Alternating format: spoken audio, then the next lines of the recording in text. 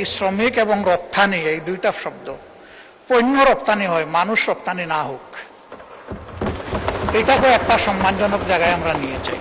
তারা কাঁদে কিন্তু আপজকে চোখের পানি দেখায় না, চোখের পানি লুকিয়ে কাঁদে, ভিডিও কলে কথা বলে, আর্টিফিশিয়াল হাসি দেয়। অনেকের সাথে এরকম কথা হয়েছে। আমি জিজ্ঞেস করি, তোমাদের এই বুবা কান্নার খবর কি তোমাদের আপনজন জানে? কয় আস্তাগফিরুল্লাহ। আমার বিনয়ী অনুরোধ, এই ভাই বোনগুলোকে যেন আমরা টাকার মেশিন হিসাবে না দেখি। আমি এটা বলছি না যে তারা না হলে আমাদের দেশ চলবে না, তবে আমি এটা জোর দিয়েই বলছি, তারা হলে এই দেশটা আরো ভালো চলবে।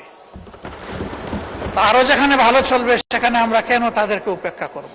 আমি অনেকগুলো সংসদে অংশগ্রহণ করার সুযোগ পেয়েছি। কোনো বিরোধী দলের নেতাকে কোনোদিন কোনো প্রস্তাব দিতে দেখিনি কোনো সংসদে। এই প্রস্তাবটি জনকল্যাণের জন্য আপনি দিয়েছেন, সেই জন্য আপনাকে ধন্যবাদ জানাই।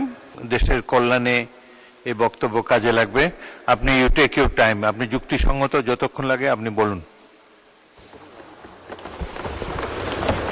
ধন্যবাদ মাননীয় স্পিকার।